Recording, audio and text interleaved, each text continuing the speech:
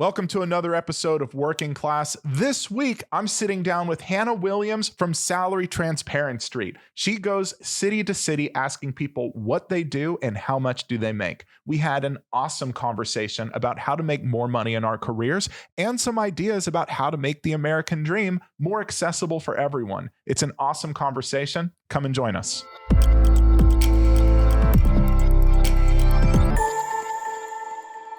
Hannah, thank you so much for coming out to my hometown, yes. America's finest city, San Diego. Not any sun today. There hasn't been for like 6 months. Oh, gosh. I'll talk to June the mayor, gloom. get you a refund. I don't know what happened here, but why are you out here? It's not vacation. I think you're on a conference or something. What's going on? I'm on a little bit of a road trip. I just did a pay scale conference, total rewards at work. So tons of HR people there. I am comped out. That's why I didn't get an invite. There's all these HR people there. What is pay scale? What was the conference about? Just all about like compensation, rewards, employee benefits, that kind of stuff. A lot of talk about pay transparency though, which was great for me. Yeah. I'm surprised to hear HR people of all people talking about pay transparency. Right? Is this a new thing? I think we're going in the right direction. They seemed excited. Wow. It sounded like there was less problems with like HR. Like they sound like they get it. There's going to be some hurdles, but they're willing to make the change.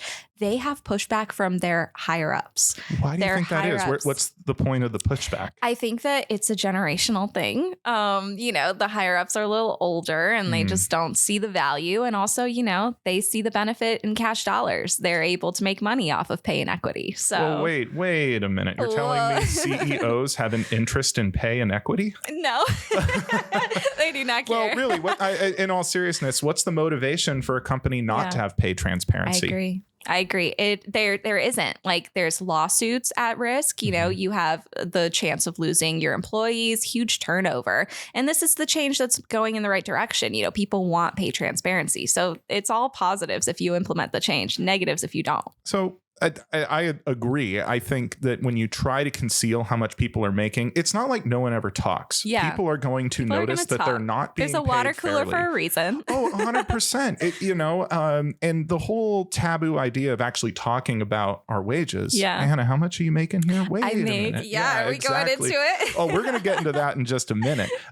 But in terms of the HR conference, were there any ideas that came up that were surprising to you or that are very different from what we've seen from HR in the past few decades as it relates to pay? Yeah, that's a good question. I think what was interesting is like the biggest change I saw was just a change in energy. Like there's just an openness and a willingness to like hear from the employee perspective that a year ago when I was talking to HR people, they just like didn't even want to talk about pay transparency. What changed in 1 year? Do you think your channel had something to do with it? I'll give myself a pat on the back. I'll give you a pat on the back. Yeah. I'll take that. I think it's more so like if anything, like if our page did have influence, it's pushing this forward, normalizing pay transparency. And so I think we're finally at that helm of change where we're seeing, corporations are finally starting to get it. They're finally starting to listen. And also the people that are filling those jobs are not taking anything less. They're not applying if the salary's not listed. I'm glad you say that because it's been my observation that people, especially millennials and Gen Zers coming up are starting to get more assertive in what kind of pay conditions that they are going to tolerate. And I think there's certainly some people who see that assertiveness and say it's entitlement, that we're spoiled. We don't want to work our way up the ladder. What do you say to people like that? Because I've seen your comments. I hope you don't look at your comments too much. They're mostly positive. Oh, I read all the comments. I'm the moderator. I'm the person behind it. So sadly, I do. So what's the pushback here? Yeah, I think that it's just a lack of understanding of like what those benefits are. And I think that it's really cool to see, especially Gen Z, pushing this forward. They're not applying to jobs that don't list the salary because there's no benefit from them. Like they're going to do an interview, go through 3 to 4 interviews, and then find out at the end that they're not going to make their market rate. Okay, so you just wasted all their time and you wasted the employer's time. It's a no-brainer to me. I just tell them like, you need to understand the pros and see the cons in comparison, and they do not match up. It's very clear. What are some of the pros to being, let's start with the actual let's say I need a new paralegal and I just say, hey, this is $40 an hour. Right up front. What's the benefit of that? Yeah. The benefit is that you're showing upfront that you care about making sure that your employee feels valued and that they're well compensated. Hopefully the pay you're listing is, within the market rate and based on cost of living, and you've done the research, that it's fair. That's demonstrating upfront that you care about them. And the flip side of it is we're hearing a lot of Gen Z tell us that when the pay isn't listed, I'm like, well, why don't you apply? They're like, they're skirting around something. There's secrecy there. Secrecy is a bad thing, and people care about the morals and values of the organizations they work for. They don't want to work somewhere where they might be underpaid or taken advantage of. You definitely don't want to work somewhere where secrecy is the norm and honesty is punished. I've seen that in organizations. Yeah, truth. There we go. It's never a good thing, because what are you hiding? And if the leader of the organization can't be honest, how do you expect anyone else to be honest? Yeah, that's not good culture. Definitely. It definitely has a negative connotation, like a negative energy. No one wants to work where it's secretive, because why is it secretive? It is. The answer is clear. One comment that I think comes up on you a lot is, and I'm paraphrasing here, but basically, you guys are just whiners. If you work hard, put in an honest day's effort, and quit looking for ways to milk every penny out of your employer, you'll be fairly paid. I see a lot of those, and I get where they're coming from. I'm inclined to agree, but if I step aside and say, where is this person coming from? I'm sure they're not sitting there twirling their mustache, being like, how do we screw over working class people? I think they genuinely think that if you just work harder, you will make more. I mean, what is your response to that? BS, straight up. That harsh a response. Straight up BS. Yeah, I am harsh. And, the way I see it is like, I have to stand up for people. I have to say what they can't say, because I am in that position where I quit my job. I don't respond to I don't have a boss. I am my boss, so who am I if I'm not saying what is on their minds? I have to say that. So I am a little harsh, and I'll take the negatives that come with that, but it's true. It's BS. It makes no sense. It's not true that you have to work harder to make more money. There's so many different scenarios where women, minorities, workers with disabilities, the LGBTQ community are taken advantage of from the get-go in the interview process before they're even working in the company. So you can't say that you got to work harder, because a lot of this pay inequity happens in the hiring process. When you don't have that pay transparency up front, people don't know what they should be asking for. And companies have wildly different budgets. So you can have an idea of what your market rate is and still be making less than your colleague because the company has more money that they didn't tell you about. They never show their cards on those. No. Occasionally you'll get a cool recruiter who's like, hey, I'm gonna help you out and tell you that's what I got. That happened to you? That happened to me. I found out that I was underpaid. I was making $90,000 as a senior data analyst, which was way less than the market rate where I lived. I don't want to interrupt, but let's back up a minute. When was this? Because you senior data analyst, was that your first real career role out of college? Tell us your story there. I have quite a story, and I guess maybe we can go into it because it is kind of long. It's like it's a tale. It's a series of fortunate, unfortunate events. Okay, great. So when I graduated college, I graduated in 2019 from Georgetown. I got a business degree in management. Georgetown. Yep. Wow. Hoya Saxa. Congratulations. We should have laid out the really good the tablecloth for this one. No, it didn't help me. Really? Yeah. I actually, funny enough, I went to Georgetown because I was like, I'm not going to have any trouble getting a job. Like, that name is going to carry me forever. They really sell that to kids. They really do. Oh, they do. It was the number one thing. And sure enough, I was one of the few seniors graduating a month before graduation that did not have a job. I had nothing lined up. Oh, it was terrible. It was panic. It was, I can't even tell you. I was just in, James would know. James, my fiance, is here. Fight or flight. It was terrible. I was panicked. I was like crying every day. Really? And I kind of did it to myself in a sense because I had a startup while I was in school and I was like, I'm going to work on this. I'm going to be my own boss. And then like a month before graduation, this is when I was like, oh shit. I had a bad coding deal. Like, I put $7,500 that my dad lent me into a coding deal. And at the time, that's a lot of money at for the you. time. And I had student loan debt already, so that added on to it. I thought that the coding deal was going to go great. I thought my startup was going to come to fruition, and it didn't. Like, I lost all that money. What was the startup? this little app that I had an idea for called Trucker. I used to, work in DC all the time doing internships, and there's a huge food truck culture in DC. And so I just kept seeing that, the food is made fresh, which means that it takes longer, and the food trucks are so popular that there's long lines outside. So I just looked at it and I was like, why are people spending their entire lunch break in line waiting for their food? Yeah. And then they eat their food at their desk when they have to go back to work. I've done that before. I've worked in an office and we had trucks. This was back when I was clerking at the U.S. Attorney's. We would go to the food trucks, and seriously, it would be 20 minutes of my 30-minute break. Exactly. And then I'm just eating at my desk. And now you're eating at your desk. I'm having a sad gyro at my desk. Exactly. Yeah. A sad gyro.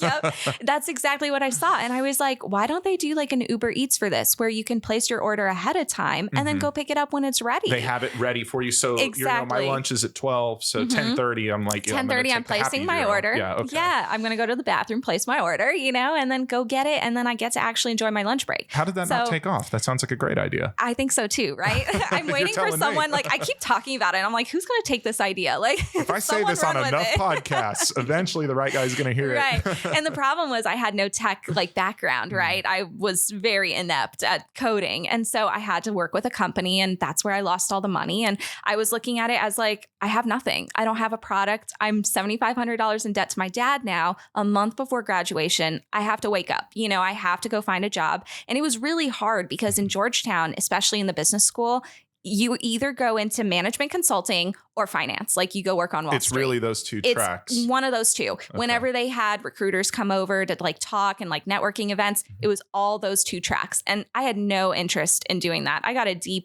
in finance. I barely passed. Okay. No interest. The salary transparent street person. I'm not selling anything about finance because I don't know anything about it. But pay transparency, I do know. So I had a month to graduate, and I applied to every place I could get. And the only people that would hire me was a telemarketing firm. So cold calling people. Yep. That's brutal. And I had to suck it up. I had to get a job. You were cold calling. I was cold calling. So I graduated on a Saturday, started working on Monday, cold calling. It sucked. I was selling LexisNexis software to I have that. Yeah, I probably could have called you. Wait, when were you doing this? This was 2019. There is a not 0% chance we spoke at some point. And you may have been one of the few to hang up on me. For that, I apologize. One of the few, one of the many. No, it came with the territory, right? I knew from my first day that I hated sales. Like, I couldn't do telemarketing. Cold calling is just not at all for me. Why don't you like sales? I just don't like it. I think it was also, I didn't believe in what I was selling. It was kind of just like, I had to sell it. That was my job. It's tough when you're selling something you don't believe in. And I didn't know anything about it. I didn't know legal software. So I just had all these, talking points that they gave me. And they're like, here's what you say, here's what you do. But it was mostly the culture of that firm was terrible, toxic from the get-go. What made it toxic? Okay.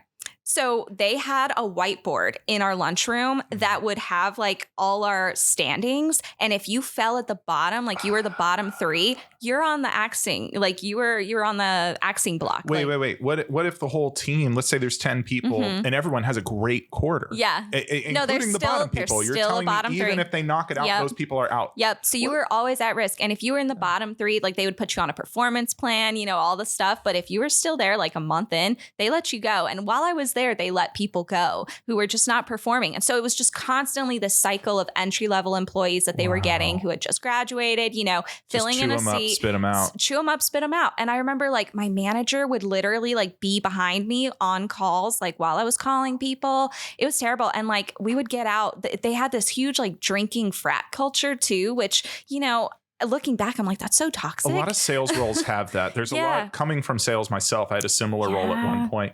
Have you ever seen the movie Boiler Room? No, but I know it. Wolf of Wall Street. There's this high testosterone, high energy, sell. And it kind of translates from this, really just machismo, high energy. And it's not healthy. No. It's not sustainable. It certainly doesn't, in my experience, produce better salespeople. No. What is the purpose of that culture? I have no idea, Ryan. I don't know. And I would not know because I quit 2 months later. Yeah, I was going to ask how that job ended for you. I cried every day. It was terrible. It was not a good time. But, I always knew that there was a light at the end of the tunnel. I just had to keep looking. What was that light for you? Because a lot of people get into a role and they get demoralized in that situation. Yeah. I was demoralized in a role like that. Yeah. I remember the whole reason I ended up in that kind of entry-level sales role hitting the phones is because I didn't get into any law schools the first time I applied. And the biggest mistake you can make when you're in that situation is to suck it up and be okay with where you're at. I was not. I applied every single day to new jobs. I was constantly looking for new opportunities. I just wouldn't accept it. I was like, this is where I'm at, but it's not where I plan to be, you know? And sure enough, I quit 2 months later because I got an offer. I got honestly like so lucky with this. And I don't want to like act like I know everything about how to break into STEM because I don't. I really feel like I got lucky. I got this like really small consulting firm. You know, I live in DC, DMV area, so huge government contracting, tons of government contractors. This small firm found me on Georgetown's Hoya Saxa alumni network. You know, I had my resume up there and they were like, we need an entry-level person who understands Excel spreadsheets, you know, who can like sift through data and kind of get a sense of it. Did you have experience with that? I did. And it was because I took a lot of like strategic business operations courses in Georgetown, you know, like I remember it was called OPM. I don't know why, Operation Project something, but I had projects that I worked on in school that demonstrated that I had these skills, even though I had a management degree. I was definitely well-versed and I talk a good game, Ryan. I can interview very well. I noticed you put out some videos on your Instagram, I think is where I saw it, where you were showing people the exact script you used to negotiate your first high salaries. Can you talk a little bit about some of those tips you were sharing for those who haven't seen the video? And if you haven't, you need to follow Salary Transparent Street. It's not just her harassing people on the street, although that's probably my favorite it's part. 90%. You also help people negotiate. So what are some of the tips that you were offering? Yeah. So my number one, when I finally found this 115K job that I accepted, that I was working right before I quit and did Salary Transparent Street, how I got that salary is just so simple. And I always tell people, because I'm like, it's not that hard. Like you just have to say this exactly. I asked them for the budget. When they asked me what my salary requirements were, I like flagged it and I was like, this is the question that got me in trouble. I'm not answering it. Like I'm not, because why am I supposed to know how much your budget is? I don't, you know, so I can say what my market rate is, but I might be wildly off. So I flipped it on the recruiter and God bless her. Like I really owe a lot to her because she changed the game for me. Her response to this question changed everything. I flipped it on her and I was like, I know what my market rate is based on my research, but I'm curious what your budget is. That's the exact script. That's exactly what I said. And like another like way to add to it is when you're having the first conversation, the way to make it sound like more professional and realistic is to say, it's too early in the interview process for me to gauge the full scope of this role. Can you share the budget with me? I'm giving you snaps because my follow-up question to that is, you know, a lot of people see that as combative. It's like you're pulling an Uno reverse on someone. And I'm sure you probably got some comments saying, wait a minute, you're telling me that I'm going to go into an interview and flip it on them. Guess I'm not getting the job. I think that was the most common negative comment I saw, like LOL, POV, you're not getting an offer. Yeah, stuff like that. Try it. It sounds like you're saying there's a non-combative and professional way to do this. Yes. And there's a way to make it sound like it makes sense, right? Like how are you supposed to know what the budget is for the role or what you should be making if you haven't even met the hiring manager yet? This was the first call with the recruiter. So I asked her and props to her. She did not skip a beat. She was like, yeah, our budget's around 115K. And I was like, perfect. Because even then I knew that my market rate was between like 100 and 120K. I was still going to ask for 105. I was maybe if I had enough courage, I was going to ask for 110.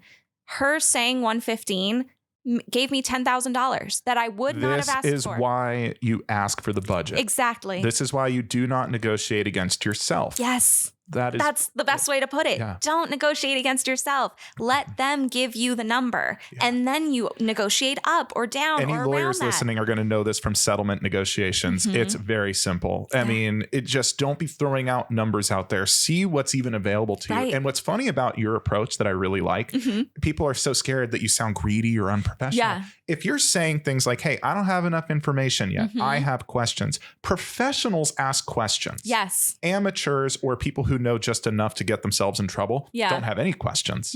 So if I'm hiring and you're saying things like, wait a minute, I still need to know the scope. What are you guys looking for? I sound professional. You sound professional F. Are you kidding me? I sound like I'm paying attention. I sound like I'm interested. I sound like I'm engaged. I don't sound entitled. I sound like I'm asking a smart question. So if you have any doubt about that, I I think you should ask it. If anyone listening, they're like, oh, I don't think that's going to work. Try it. Yeah. Well, let's Just be clear. What's the success rate on something like that? Is it going to go well the first time? I think now it would go well a lot better than it would when I tried it over a year ago, and I did have some people where I at the time I was, interviewing with a lot of people. So this was the one that was a game changer. But I did have some recruiters where I flipped it on them and they were like, we don't share our budget, things like that. And I was like, okay, well, then I don't know if the market rate matches, and if you can share that information with me, we can keep moving forward. But like, I'm not wasting my time doing an interview when I don't know if I'm going to be fairly paid at the end. It's funny you say that because what did you really lose? Nothing. When a recruiter looked at you and said, oh, we don't share the budget.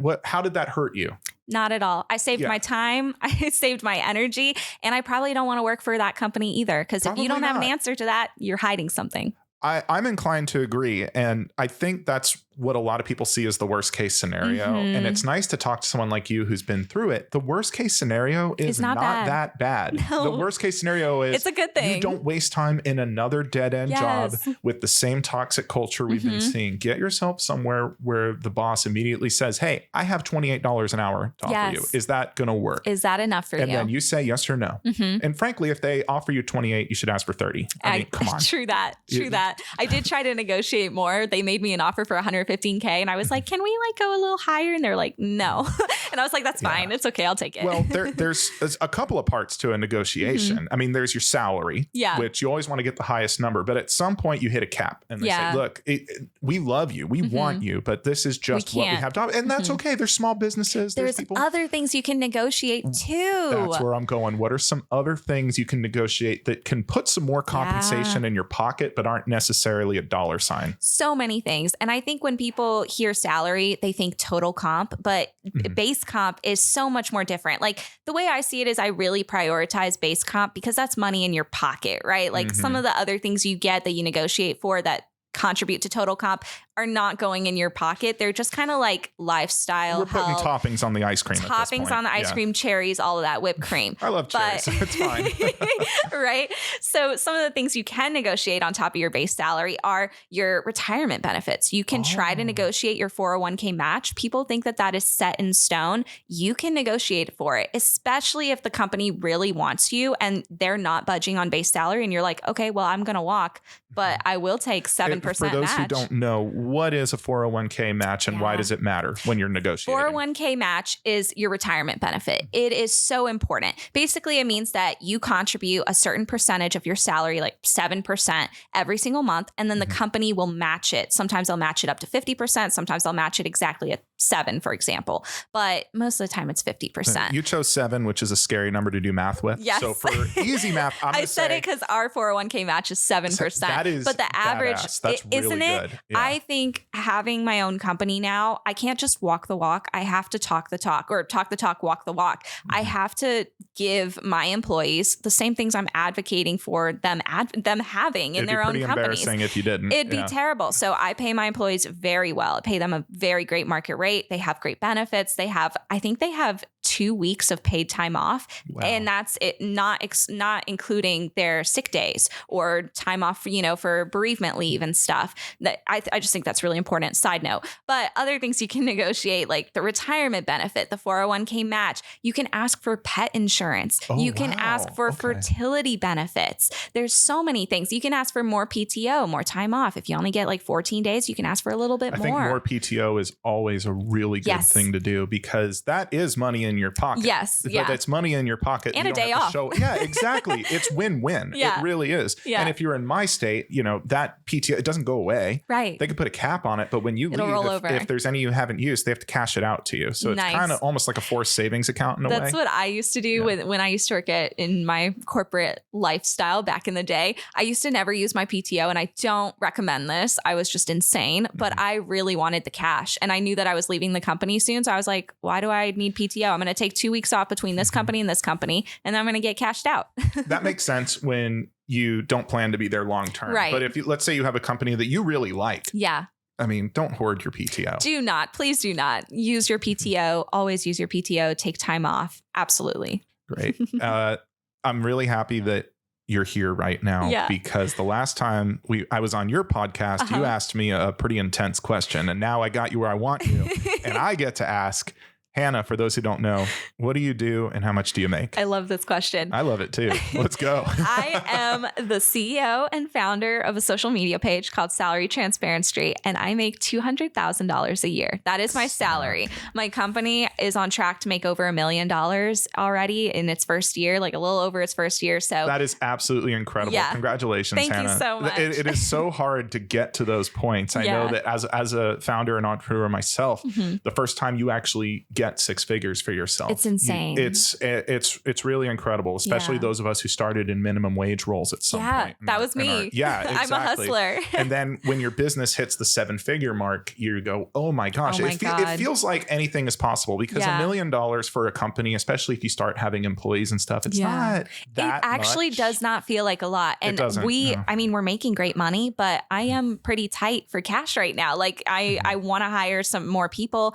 but we're not there yet. And it's so crazy that like, it just feels like the bar keeps getting raised when you're an entrepreneur, because you're like, okay, I hit 100K. That's amazing. I hit 500K. Amazing. $1 million, and then it just keeps going. But there's also costs that come with that, you got to employees, invest. Investment. And we're building a website right now that's costing a couple 6 figures. And it's good though. It's an investment. You have to invest in your people and your business first. I want to hear more about that. But before we get into it, let's talk about your role as a CEO and founder of Salary Transparency, because one does not simply go from selling very expensive legal subscriptions on the phone to running around bothering people on the road. So why don't you tell us a little bit about what your show is about, what this page is, how you got started? Yeah. So basically, I do go bother people on the street. I go stand on the street with my fiance and I ask people passing by, hey, we're doing interviews for our channel, Salary Transparency. We interview people about what they do and how much they make to promote pay transparency. Can we interview you?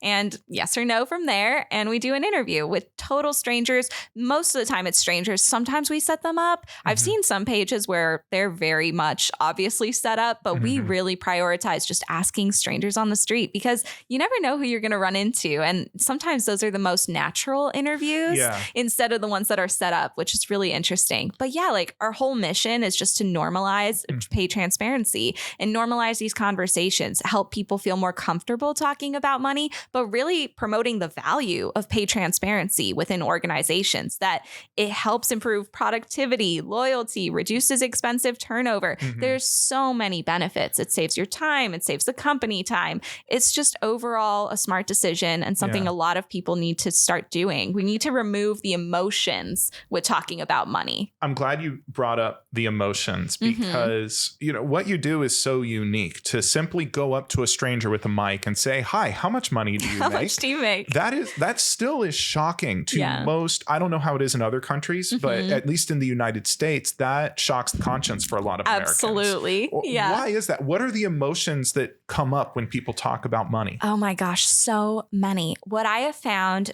I would say ultimately, and I'd love to talk to a psychologist who specializes in money to confirm what I'm thinking. A money psychologist. But if I could say my thoughts, I think it's that people place a lot of their self-worth and value on how much they make. They think that how much they make says a lot about, their value in society and how smart and intelligent they are.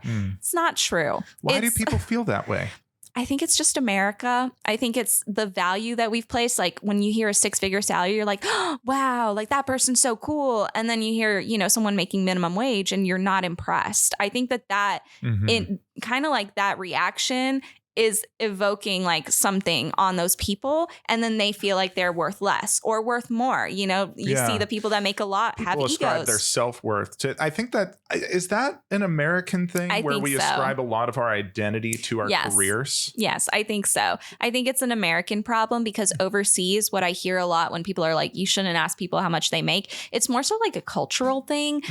It's just rude. You just don't talk about money. It's just rude. And I think that's also a problem in America, but America takes it a step forward, where it's really that self-worth thing. Because so many people that we interview, when we'll ask, they'll be like, oh, I don't make that much. I don't want to share, They're prefacing it with, hey, this is going to be a low number. Exactly. Or they'll be like, no, I'm not interesting. I don't make a lot. And I'm like, that's not true. Why would someone say, well, let's be very clear for a minute. Firefighters, for example. Yeah. Interesting job?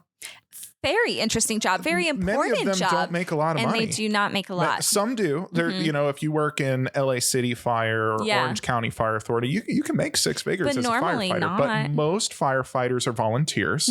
And I know most of my career, I made $8.50 an hour, and the highest I ever made was $16 an hour. At one point, I made $4 an hour. Yikes. Yeah. But is that an uninteresting job? No. Did that make me an uninteresting person? Not at all. And that's what I try to tell them is like, you need to talk about this also, because if you stay silent, how are things going to change? How are you going to start asking for more? How are you going to change this system of being underpaid if you're not out there advocating for yourself? So sometimes when people say that, they're like, I don't make that much, it's okay. And I'm like, no, we need to hear from you as well. And also, like, especially, I would say, not because especially, six-figure salary people are interesting. We should talk to them. But I really am more interested in, you know, the security guard who makes maybe a couple bucks above minimum wage. Can I tell you why I like that person so much? I want to know your thoughts.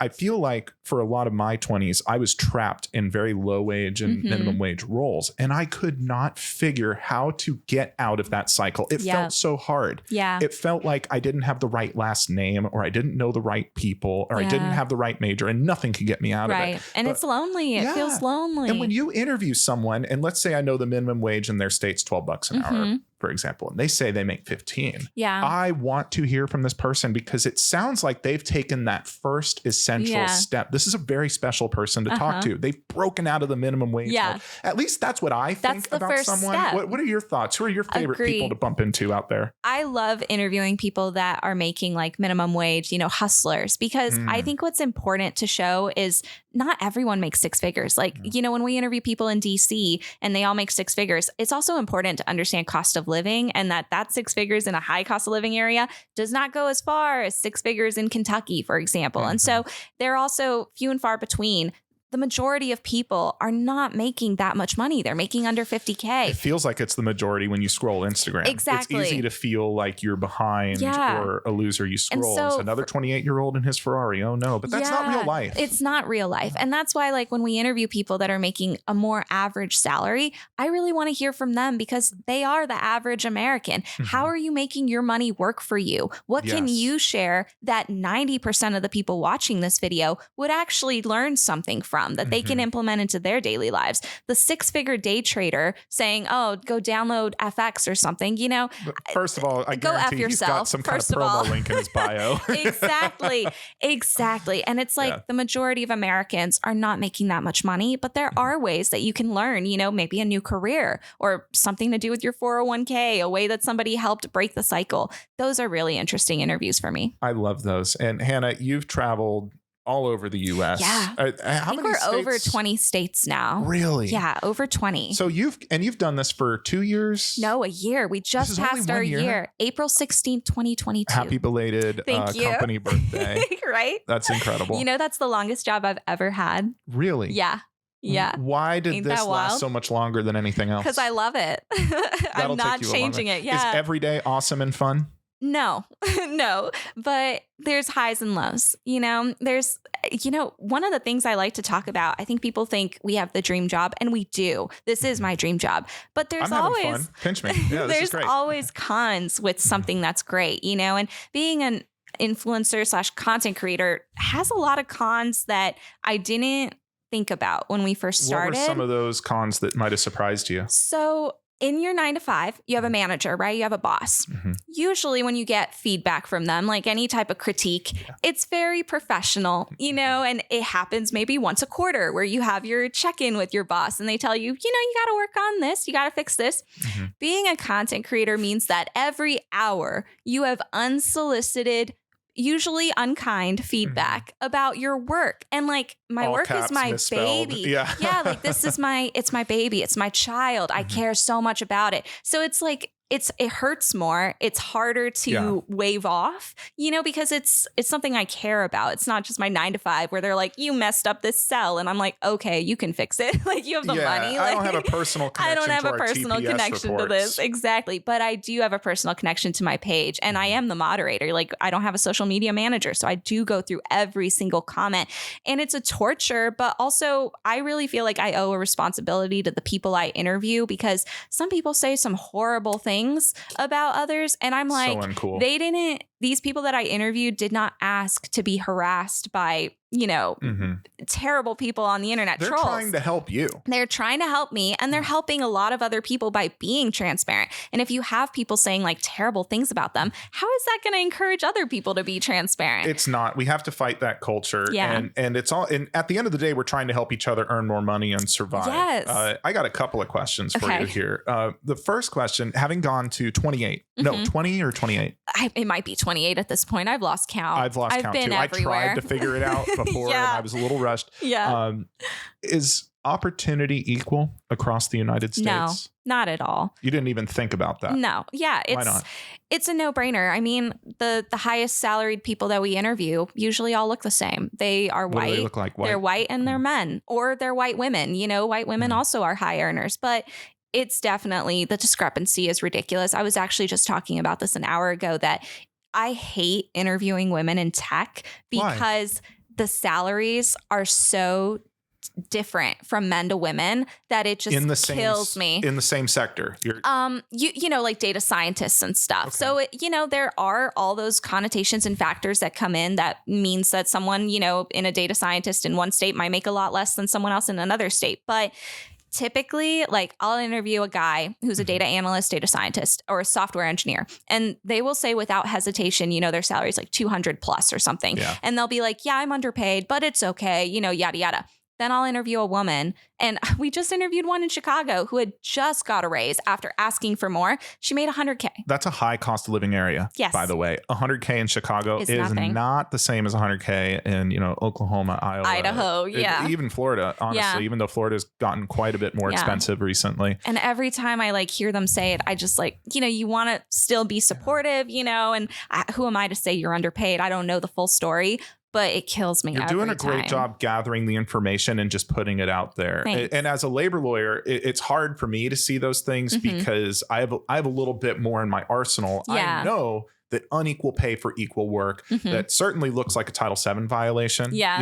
Civil rights. It's not always that simple. Yeah. And it's not. It's really hard. It varies by state to state. In California, we have the Equal Pay Act. Right. And it's much easier for us to enforce that, hey, we've got not all states two have it, though. engineers here. They've got the same experience. One is a woman. She's making $30K. I see maybe half a dozen of those a year. Yeah. Cases like that. Yeah. So people need to pay attention to first of all, if you're being paid less just because you're a woman, the ages of us just accepting that, it's gone. It's over. We do not tolerate sexism anymore. Yeah. And there's also, it's not just a gender pay gap. There's race pay gaps. There's the LGBTQ plus pay gap. There's workers with disabilities that have pay gaps. It's ridiculous. What are first of all, what is a pay gap? Yeah. Just to be exceedingly clear for anyone listening, what is a pay gap and what are some kinds of pay gaps you've noticed in your travels across the states? Yeah. So a pay gap just means that one person in the same role as another person is making less or more. There's a discrepancy. Equal experience, equal duties? Typically, yes. Okay. And there are different pay gaps that are specifically, we call them a controlled and an uncontrolled pay gap. So a controlled pay gap is within the same industry, within the same company, in the same role, same years of experience. Okay. That is actually a 99-cent pay gap between men and women. And I don't want to hear people say, well, it's 1 cent.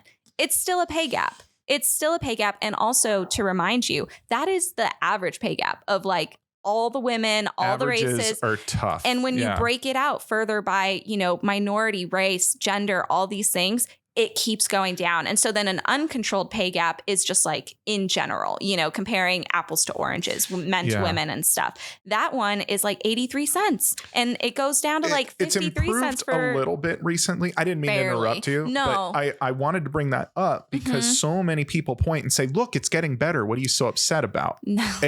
But we're still upset. I'm still upset because it's not improving, equal. Why are we still upset? It's not equal. Yeah. I don't take anything less than equal. Don't give me 1 cent. I don't want the cent. I want equal. I want to make the same as a man. I do the same work. It makes no sense. That's a very reasonable request. It's a very reasonable request. Oh, but you would be surprised what the internet says. There's such a fight over it. You're sitting here, I want equal. I want equal. People get so upset. And they're like, you're she's not 1 asking a whole cent lot behind. Here. Aren't you happy? No, I'm not. I'm not. How hard is it going to be to close that 1 cent gap? It's going to be difficult. Why? because of corporate America, capitalism, when you've got 99% of the wealth controlled by the 1%, it's really hard to redistribute and make that equal. Also changing corporate mentality, removing the secrecy, normalizing transparency. It's an uphill battle, but we're getting there. One thing I've noticed just in my cases I've seen is one of the number one ways that a corporation can artificially increase their cash flow and make it look like they're doing better than they are is just to keep wages low or reduce headcount. Say, hey, Hannah, normally you're on a team of 3. We're going to let one guy go. You're doing his work you're now, doing but double. no That's extra exactly pay. what happened when I found out I was underpaid. That's exactly what happened to me when I found out I was underpaid. So I broke into, tech, data analytics. I got that job. So I went from $40,000 as a telemarketer to $55K as a junior data analyst. Wow. So I broke into that field and I kept going, and I realized that job hopping was like the best way to make more money. So I job hopped like 2 or 3 more jobs, and I ended up at this one company where I was making $90K as a senior data analyst. I thought I was killing it. I was like 23 years old. I was like, I'm so close to 6 figures. I'm going to be there. Oh my gosh, I'm killing it. Then within a month of starting that job, my only other colleague on my team was fired or, reallocated in contract terms. However they wanted to say However they wanted, he was moved to another contract. And instead of hiring somebody to replace this guy, and I had just started, I was in my first month. So I didn't want to rock the boat. I didn't want to, ask them, hey, when is my colleague going to be? You're in a vulnerable position. Yeah. Exactly. I didn't question it. But within a few months, my workload doubled. I was doing so much work. And I finally asked them like, hey, what is the status on, Manny getting filled in? And they were, you know what they told me? What? They were like, oh, we spent the money on that software. Aren't you using it? No. I was not using it. It was not useful to me. They didn't even consult me. So I had to tell them like, yeah, you guys just spent money on software that I'm not using, that I don't need. And I'm SOL in this role by myself now. And sure enough, like months kept going by, I think I was like 6 months deep into it. And I was overwhelmed. I was so burnt out. I told the company, I was like, I can't keep doing the work of 2 people. I'm so overwhelmed. I'm probably going to quit. This was the height of the Great Resignation too. This was 2021. So, it was in the air. I was definitely seeing stuff on social media of people quitting, and that was starting to get in my brain.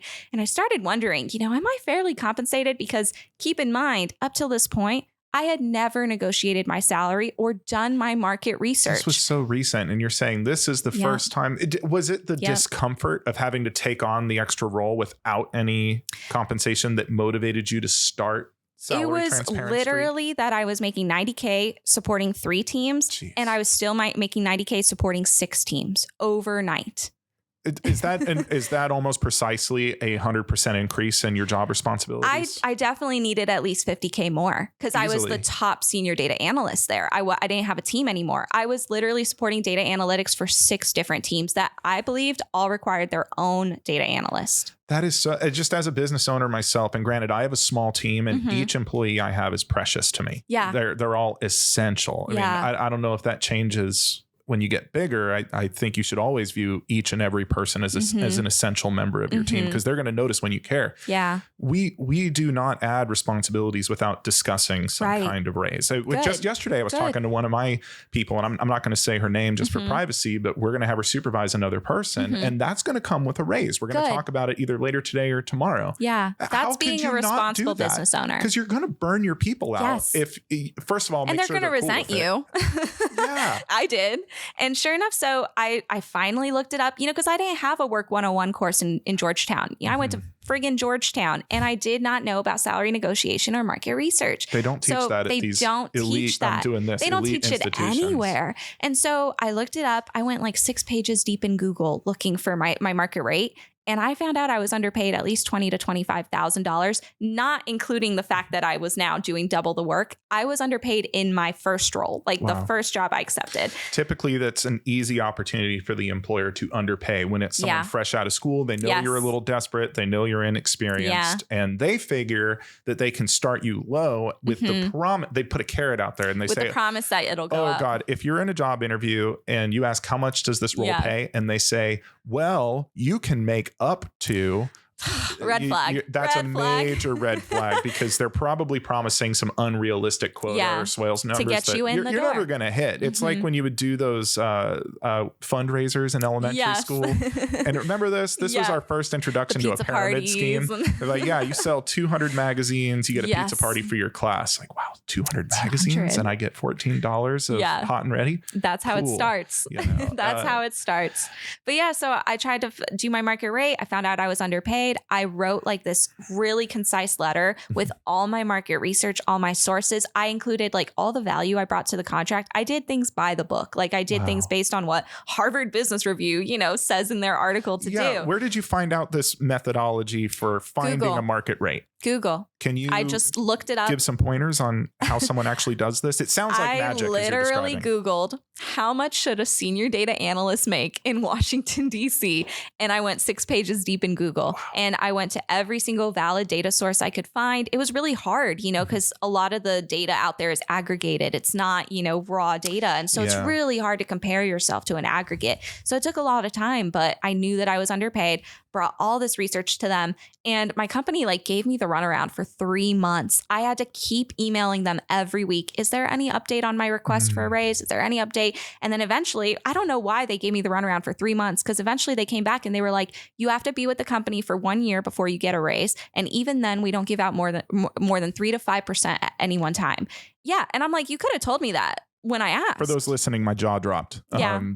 It was That's unacceptable. Unacceptable. And so I literally was like, okay, good to go. I'm going to quit. And it sucked because I had just come off, you know, a couple job hops. I was not even there a year. Right.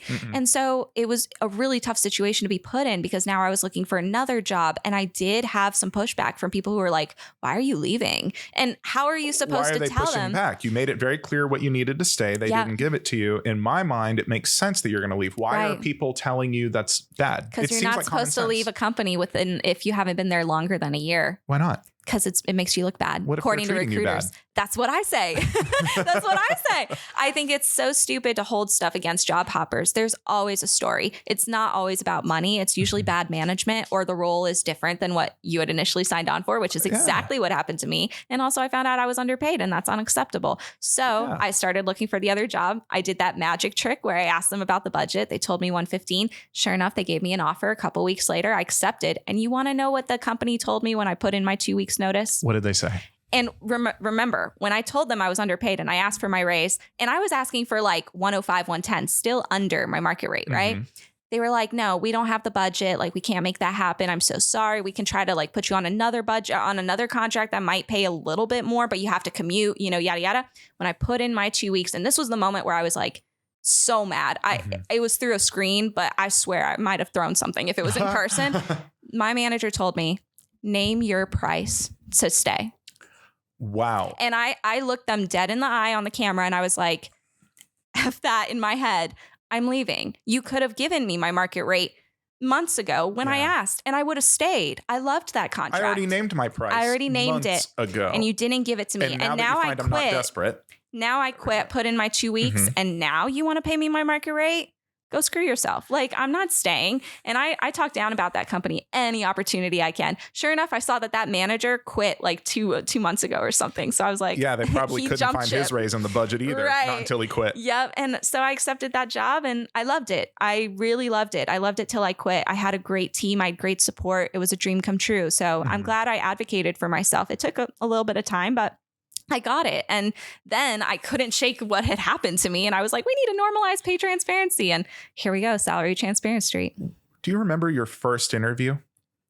Ever? Yeah, the first time you went on the street, because this is what the experience you shared is. I really like it, and I hope people are listening closely to what you're saying. The best time to look for a job is while you have one. You were sending out resumes like crazy. You had done your homework. Too many people are just chasing whatever is the highest listed rate. No, do your homework. You don't want to do that because honestly, the highest listed rate, the highest looking job you find may not actually be what you can get. No. You can get even more than that. Yeah, and it's not greedy. It's just economics. Go out there and see. It's no different than if you're selling apples, sell it for the highest price. Don't sell your time to a lowballer. Exactly. And if a company turns around and suddenly says, what's it going to take to keep you? It's too late. It's too late. You missed your window. They had their opportunity and they're just going to do this to you again. Yeah. So I'm really glad you went through that. And people can look at you and look at your stuff and really be like, hey, Hannah knows what she's talking about. I like to think so. People don't think I do, but I swear I do. There's so many clout chasers out there who are doing similar things. Not quite. You're the original. Let's throw out some names. I'm kidding. But I just want everyone listening when they see you to go, this girl has actually gone through this. She went from being paid less than what she was worth. She experienced discrimination. So anyone looking at this can trust that you're coming from a place of real empathy and experience. And I think that makes your content even better. Thank you. I do agree. Like as soon as we started and we went mega viral and now we have all these like clout chasers, for lack of a better word, doing the same thing. It's funny how people will comment and be like, Salary Transparency is so much better. Like she's more personable and stuff. And it's because I experienced it. How do you know the value of what you're doing if you didn't experience it? And you know what's really funny is all the people that have copied our page are men. Isn't that funny? I've heard, I'm going to mess this up. And I'm like, you have no idea what you're talking about. Yeah. How can you advocate for people? That happens a lot. You're the highest paid. It's funny. I've heard that a lot of times in corporate America, part of the reason men make more money, and these aren't my words, it was an interview, I can't recall. It was because women always have the best idea first. The men just have the idea loudest. Right. They just repeat the same louder. It's the ability to show. They have confidence in someone else's idea. And a lot of times it's unearned confidence. In themselves. Yeah. Women are scared to advocate for themselves. And that's where like I get really annoyed when I see a comment of people are like, we don't need pay transparency. You just need to know how to negotiate. First of all, if you went to college to learn exactly what you're going into your career for, why do you also now have to prove that you're an expert negotiator? Most people have not taken a negotiation class. A lot of people are uncomfortable with salary negotiation. Why are you saying that they have to negotiate with a skill that they may not have to get their market rate compared to their exact credentials that you're hiring them for? That's a great point. And I don't think people have a good answer to that. You know, and I think part of it might be, please correct me if you see it differently. I think part of it is a lot of those people are coming from a place where they did negotiate. Yeah. And maybe it wasn't that hard. They were offered 18 an hour. They said no, men. 20. And someone, exactly. And when they ask for more, they get it. It's not equal. That just facts. I think just if you and I were to go into the same, let's say just an old school corporate office. I literally have a study to support what you're saying. Study. There was a study done by, I believe it was some university, and they also did a study in Tel Aviv with Tel Aviv University. Okay. And they found that when men and women negotiated for the exact same rate, women received less. Even though they negotiated, they asked for the exact same thing because women were seen as more greedy by the hiring manager and the recruiter when they asked for more compared to men. And African American women and men who negotiated for the exact same number as white men and white women received even less than the white women because they were also seen as greedy. And one really interesting opinion that recruiters showed is that they believed that the African-American men and women had already negotiated like too much, even though it was their first time negotiating. They thought it was too much negotiating. Yep. But this is a controlled negotiation. Yep. The white candidates are doing the same amount of negotiating. They did the exact same thing. Why are the white candidates not perceived as greedy for asking for more? The white women are. The women are perceived as greedy, and people of color are perceived as greedy. Yeah. Where is that coming from? I think that it's because we give a lot of, power to white men because they come across as having a lot of power. So you don't question it. When they ask for more, you don't wonder, do they deserve that? Are they worth that much? They asked for it. They're worth it. But there's always a second guess when it's women or minorities. Where does that second guess come from? Why? Bias. Inequity. And so that's where it's like when I talk about pay transparency, it's not just, sharing salaries and having upfront ranges. It's having a strong pay transparency compensation infrastructure within your organization. You have to understand exactly what you're hiring for, what their responsibilities are, and how much you're going to compensate those people. You're not paying people based on their personality. You're paying them based on their role. That's a tough one. We've all heard about the personality hire in the office. Always. What is a personality hire to you? It's someone that was hired because they're louder and they evoke this, that they're working harder than everyone else, that they are the best worker in the office. They're just hired for personality. They're not hired based on their credentials. They're fun to get beers with. That's a tough one. And I think, tell me if I'm way off base here. I think we're starting to crack this nut of why are white people getting a bit of a leg up. And let me be clear, by the way, we're not taking anything away. If you're shots. A listener, look, I'm white. I'm white too. Earlier I said I'm a lifelong white. I've been in this for a while, and I don't think I'm going back. I don't think I can change it.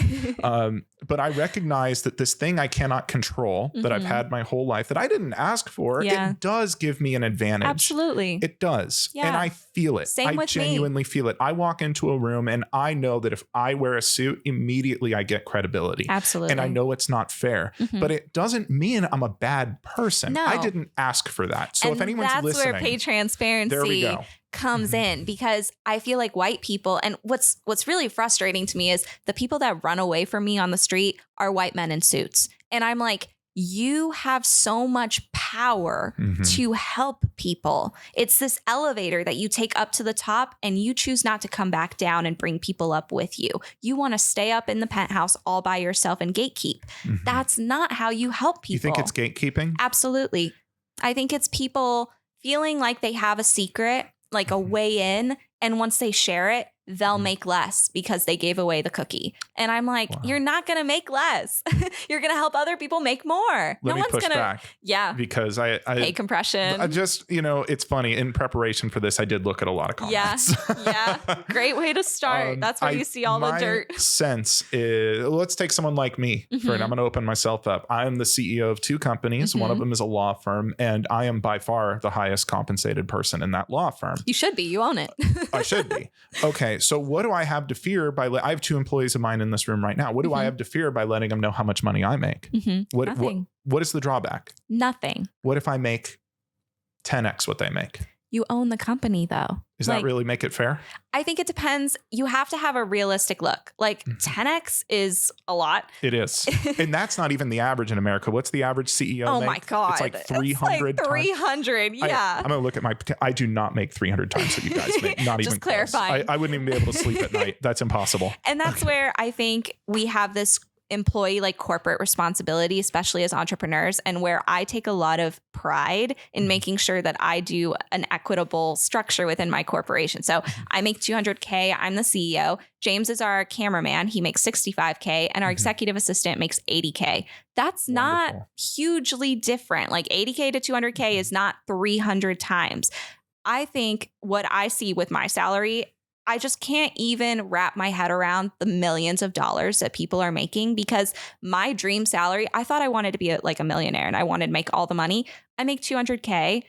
I live a good life. My dream salary, where I'm like, I would want for nothing, is $400K, which is not even that much compared to the $80K. It's hard, because I know someone is listening to this right now who makes maybe $400 a week working their ass off. Absolutely. And it's tough to hear people like us say, oh, $400K. Yeah. That would be my dream. But you have to understand, when you have profit, that has to go somewhere, and I also wear a lot of hats. When I say I make $200K, I'm not ashamed of it, because I'm also our social media manager. I film all our content. I edit our content. I'm the operations manager. I do all our partnerships. I wear so many hats that, if I could delegate a lot of roles, I would not probably make as much. It would break it out.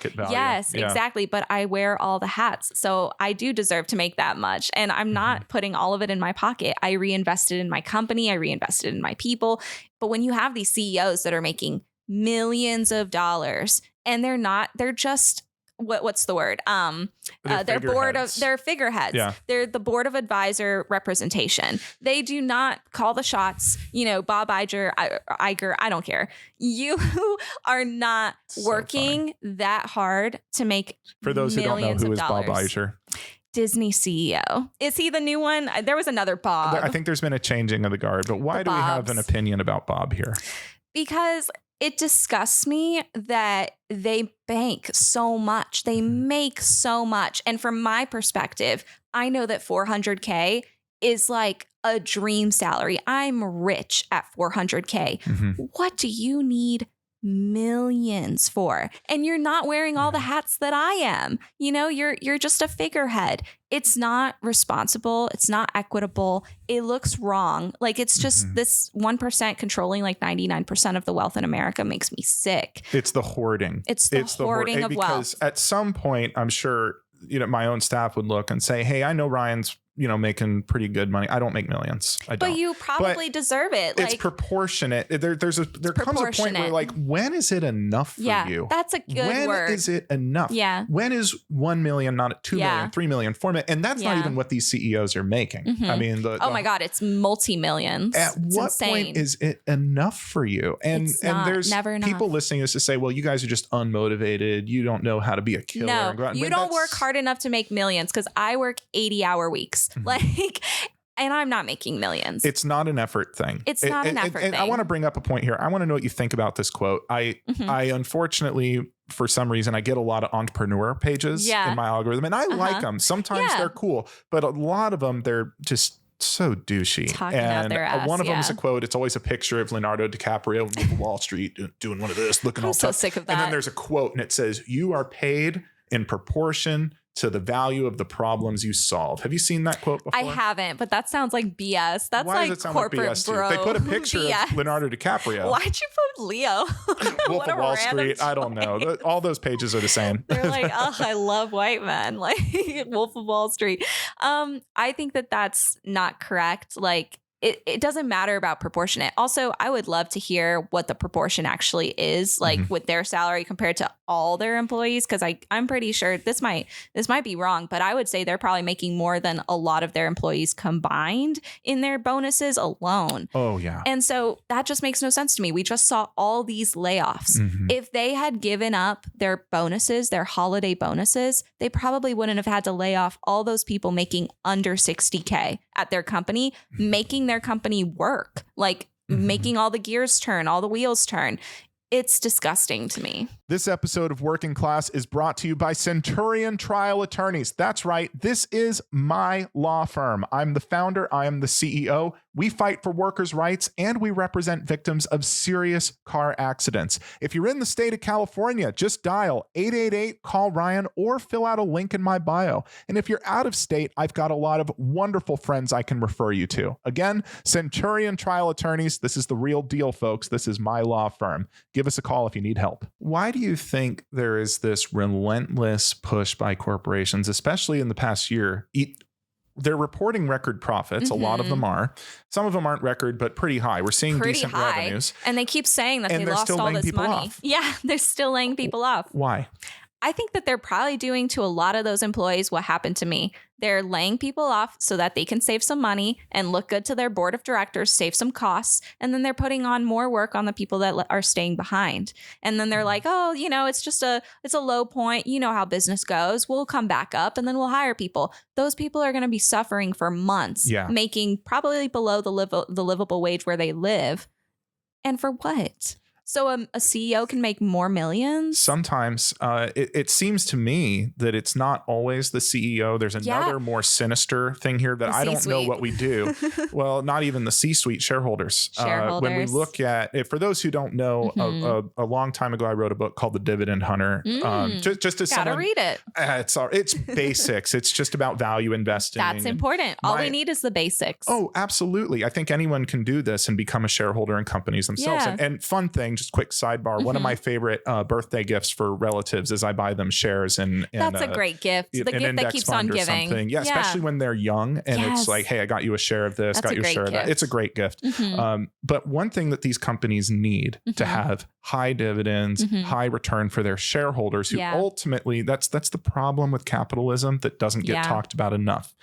The reason capitalism is problematic, in my opinion, is the ultimate person you're serving is not customers. No, it's not, you know, a lot of my friends on the right, they think capitalism is great because it's free market. It's competition. It's not. It's the ruthless pursuit of value for the shareholder to the detriment of customers and employees, which is why companies will make record profits and say, okay, our share's at an all-time high, our earnings per share is very good, but we need more, because if we show a quarter without growth, we die. Right. And the best idea a lot of them have is, let's do a mass layoff. Yeah.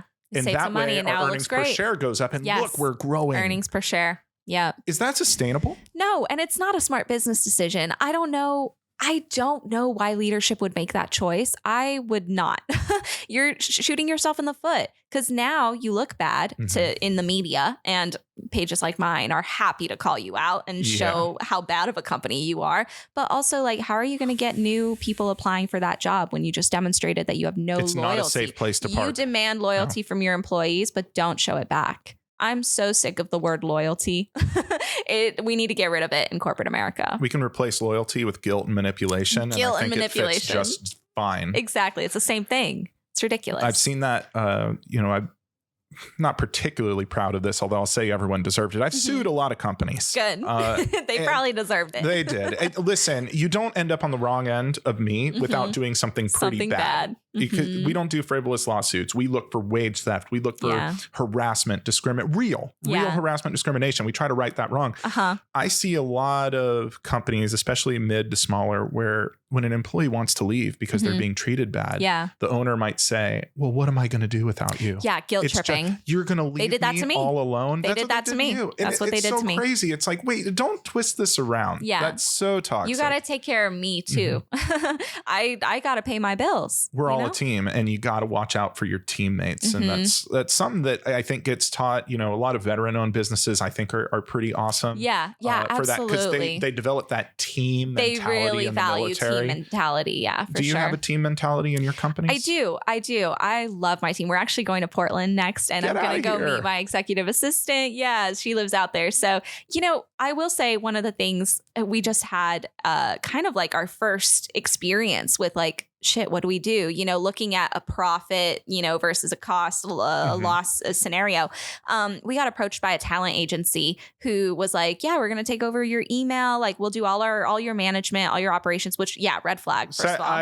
I get those from time to time. Yeah. They make me a little uncomfortable. Why did you have a problem with this? I don't like handing over the keys to my kingdom. I don't like when you're like, I'll take over your email. Why do you want to take over my email? This is the thing I'm best at. This is what I'm best at. This is what I love to do. They were like, we want you to focus more on creating content.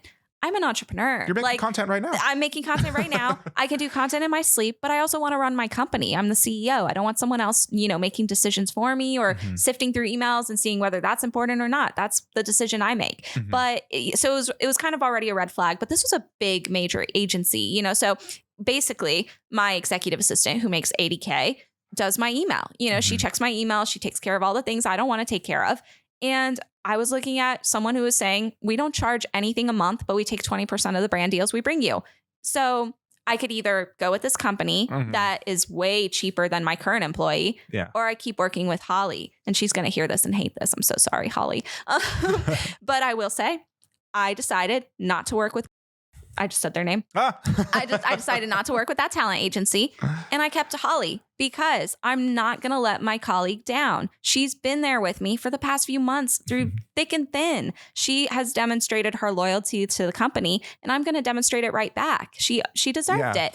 And funny enough, she's moving from Portland to Cincinnati. I'm giving all her dirt right now, but it was difficult for us because we were like, we paid you market rate for Portland. You're making way more in Cincinnati now at that market rate. And so we were kind of like, do we reduce her pay? And I was like, I'm not doing that. I'm not doing that. So what I told her was, I'm not going to give you a cost of living raise this year, which I'd planned on doing because you're getting it moving to Cincinnati. Like you're way above market rate, but I'm not going to reduce your pay. I'm just not going to give you the cost of living adjustment, but you are still getting a bonus because you moving doesn't change the value that you brought to my company and to our team. So that's how you demonstrate loyalty. I'm so glad you see it that way. Coming from the lawyer's perspective, what you remind me of is a lot of my friends who became big law associates. And when we talk about big law, we're talking about law firms that make over $1 billion a year in revenue. Generally, big money. They're pretty big corporations. And they do that, what you described, but the ruthless way. They say, if you move from our Manhattan office and you go to Florida, we're slashing your pay 15%. So See, enjoy. I don't think but it's like, fair. Why would you say that? Because the message you're sending is we don't care about you, and the money we pay you has no reflection on the value you provide. That's the message you're sending. That is. And I mean, gosh, cost of living out here in the States right now is rough. It's rough everywhere. Is it better in some? You've traveled a lot and talked to a lot of people. Is there anywhere in the US where you can make it on minimum wage right now? I don't think so. You really don't think so? I really don't think so. Is there any place that's close? Maybe Kentucky, but like you're still living paycheck to paycheck. Like I think it's 61% of Americans that make the median wage, which is like probably like $58,000 or something, are living paycheck to paycheck. And it's 49% of people that make over six figures that are living paycheck to paycheck as well. So it's a little bit of like give and take, right? There's cost of living where if you're making minimum wage, you are living paycheck to paycheck because you don't make enough, to make ends meet. And then there's bad decisions being made and a lack of financial knowledge and understanding and people buying expensive cars without realizing, it's $500, $600 a month now, It's funny you bring that up because certainly what we see a lot of is I see so much of this pushback. I say, hey, minimum wage is not enough to survive. No, it's not enough. It's not. And it hasn't changed since what, 2008? 2003? Minimum wage the federal minimum wage is $7.25 an hour. And the last time that was increased was 2009. 2009. So the states, they all have different ones. Like some of them are higher than some are 16, many are not. Some are 12. Yeah. Many are not. And what bothers me is I get a lot of people, and they always put LOLs and laughing and clown emojis. You can always tell when it's one of these people. You can always tell. Yeah, well, you clearly don't understand business. If we raise the minimum wage, it'll make inflation. I go, oh, wow, good thing the federal minimum wage hasn't inflation. Changed, or else inflation would be so bad right now. And you know what? What pisses me off about the inflation argument is inflation to me is not even what it used to be because it's not inflation. It's price gouging now. 100% is price gouging. It's not inflation. Inflation is, when everything gets more expensive, everything else gets more expensive. That's different than price gouging. And that's what's happening right now. I saw something about like Hunt's tomato sauce or something like back in the pandemic, ketchup the price is tomato sauce. Ketchup. Yeah. Ketchup. There you go. Thank you. It is tomato sauce. That's not inaccurate. It's a little offensive, but we'll let it slide. We'll take it.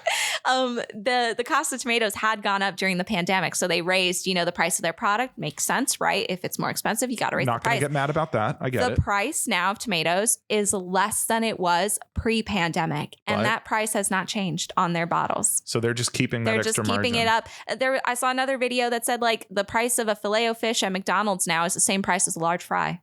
Really? Isn't that crazy? Well, wait a minute. Isn't that the free market? Isn't that America? Don't they have a right to charge whatever they want? And here's Sounds like what communism, we need. Hannah. Here's what we need, Ryan. I'm all for capitalism. I love a free market. We need ethical capitalism. Whoa, slow down. I got to write this down. How do you spell that? Ethical. ETH. What is ethical capitalism, and how is it, if it's different, how is it different from what we have now? I don't, I'm not a scientist. I'm not a researcher. So I haven't I'm an American. So I know everything. This is the term that I've coined that I'm sure someone way smarter has already coined and has a great example for definition. To me, it's making those decisions that are putting the employee first. It's putting the people first. It's not raking in millions of dollars in your bonuses. It's understanding how to reallocate your bonus to support your employees. It's ethical capitalism. Why is supporting the employee so important? Because I think 10 years ago, there was this almost ruthless competition. Like, we serve the customer. Yeah. Great example of probably not saying being the greatest capitalist is a good or bad thing. No. That's for the listener to decide. But probably the best capitalist I've seen is Jeff Bezos. Yeah. And if you see any interview with Jeff Bezos between 1990 and maybe 2015 is where he was really on this tear. And it always came back to the customer. It's like, how do I make this cheaper? How do I make it faster? Yeah. How do I make it better? Now, the ethical dilemma is that that definitely came to the detriment of his employees. And we're seeing that play out right now. But at least the customer is being prioritized. But it seems now no one is there. No one gives a shit about the customer anymore. One. We just got demonetized. They only care about. No one cares about the customer. They're price gouging. No one cares about the employee. It's all about profit. Yeah, I know. I mean, isn't that the point of business, though? It is, but you can still make a profit and live a good life. Like, you can make a profit and not make millions in your bonus. Like, the fact that these guys are making millions upon millions, that's the customer dollar. where is that going back to the employee that made that happen? The people working in the warehouses busting their butts. That makes no sense. Is it self-destructive at some point? I think so. I think so too, because at some point you're going to run out of money to squeeze out of people. And you're going to run out of employees to take advantage of. And you run out. And there's another thing that happens is what happens when no matter how hard I work, I can't pay rent. You're SOL. What at some point, there's just no sense in even working anymore. No sense. I think we need a living wage. We're seeing that starting to get trialed in the UK.